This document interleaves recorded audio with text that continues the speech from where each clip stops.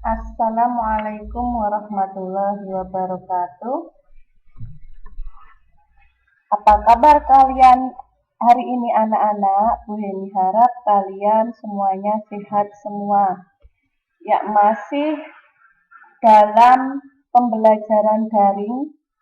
Kali ini kita akan belajar tema 2 tentang muatan bahasa Indonesia membuat kalimat tanya dan peta konsep. Simak video Bu Heni dengan cermat.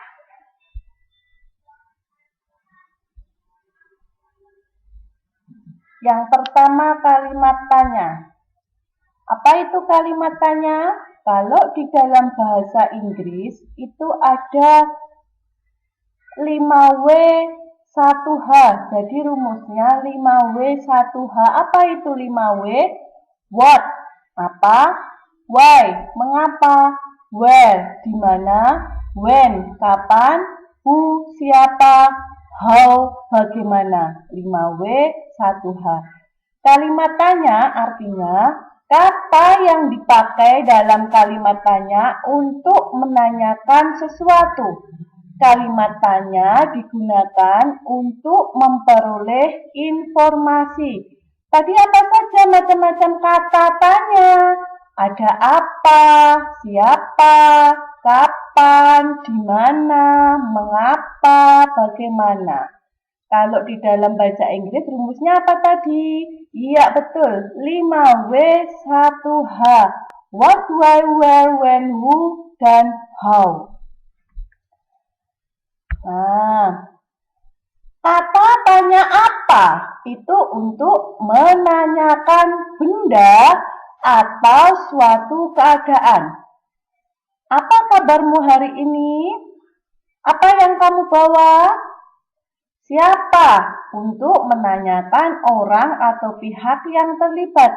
Siapa namamu? Siapa nama temanmu? Kapan? Menanyakan waktu terjadinya suatu peristiwa. Kapan kecelakaan itu terjadi? Kapan kamu menjuarai lomba baca puisi dan sebagainya? Di mana? Untuk menanyakan tempat berlangsungnya suatu peristiwa. Di mana rumah kamu? Di mana kamu membeli obat itu? Mengapa? Menanyakan sebab. Mengapa Rio tidak masuk sekolah hari ini? Mengapa kamu dihukum bapak guru pada hari ini? Bagaimana? Menanyakan kabar. Bagaimana kabarmu hari ini? Atau menanyakan cara. Bagaimana cara membuat kerajinan dari tanah liat dan sebagainya. Itu macam kata tanya dan kegunaannya. Nah, di sini ada bacaan Dayu dan ikan hias. Boleh dibaca. Dayu memelihara banyak ikan hias berjenis ikan mas koki. Ikan-ikan hias itu dipelihara dalam sebuah akuarium. Setiap hari Dayu memberi makan ikan-ikannya. Dayu juga rutin membersihkan akuarium, lalu mengganti airnya dengan air bersih. Kegiatan itu ia lakukan seminggu sekali. Dayu senang melihat ikan-ikan di dalam akuarium berenang ke sana kemari. Dayu memperlihatkan saat mulut ikan-ikan itu terbuka dan menutup. Seolah-olah ikan-ikan itu selalu menelan air. Dayu bertanya-tanya, apa yang dilakukan ikan-ikan itu? Nah, di sini contoh bacaan Dayu dan ikan hias. Ini Bu Heni buat peta konsep. Ini namanya peta konsep, yaitu pokok pikiran dibuat peta konsep untuk memudahkan kita memahami suatu bacaan. Nah, ini Dayu dan ikan hias, judulnya ditulis di tengah, kemudian ada tanda panah. Kalimat tanya apa saja yang bisa kita buat dari bacaan ini? Kalau kalian disuruh membuat kalimat tanya dari bacaan, harus memperhatikan poin yang pertama. Kata tanya. Kata tanyanya harus ada. Yang kedua, kalimat tanya jangan lupa selalu diakhiri dengan tanda tanya. Jadi kalau membuat kalimat tanya harus diakhiri dengan tanda tanya. Ini ya, contoh. Apa nama jenis ikan hias yang dipelihara? Apa tadi? Ikan mas koki. Ya kan ada jawabannya. Kamu membuat pertanyaan yang pasti jawabannya ada di bacaan. Ini ada kata tanya. Ini ada kalimat, ini ada tanda tanya. Nah, di awal dan di akhir ini yang pokok ini jangan sampai lupa. Membuat kalimat tanya tanpa kata tanya atau tanda tanya nanti dianggap salah. Kedua, siapa yang memelihara ikan hias? Siapa, Nak? Iya, betul, Dayu. Kapan ikan hias itu diberi makan? Kapan ikan hias itu diberi makan? Kita cari. Ini.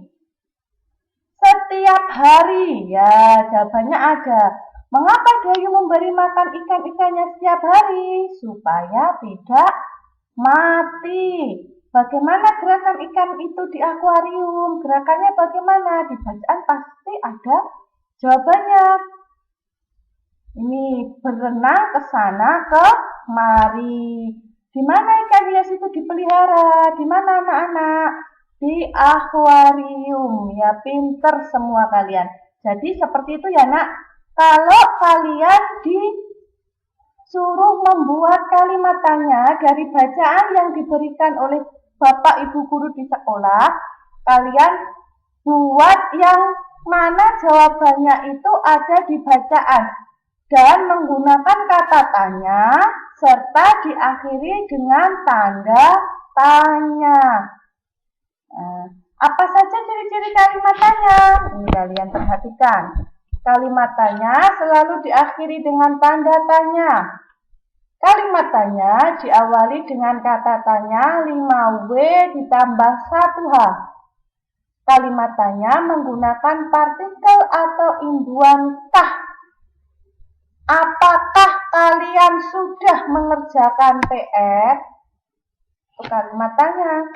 Kalimat tanya yang tidak menggunakan kata tanya 5W ditambah 1H di awal kalimat menggunakan partikel kan, ya, kan pada bagian akhir kalimat dan dipisahkan dengan tanda koma. Yang kelima, kalimat tanya yang membutuhkan jawaban ya atau tidak memiliki intonasi menaik pada bagian akhir kalimat. Jadi ini ciri-ciri kalimat tanya. Jangan lupa pada umumnya selalu diawali dengan kata tanya 5W1H dan diakhiri dengan tanda tanya. Kalaupun tidak menggunakan 5W dan 1H, ini ada partikel imbuhannya, misalnya kan, atau pada akhirnya diberi imbuhan iya kan, gitu. Itu kalimat tanya.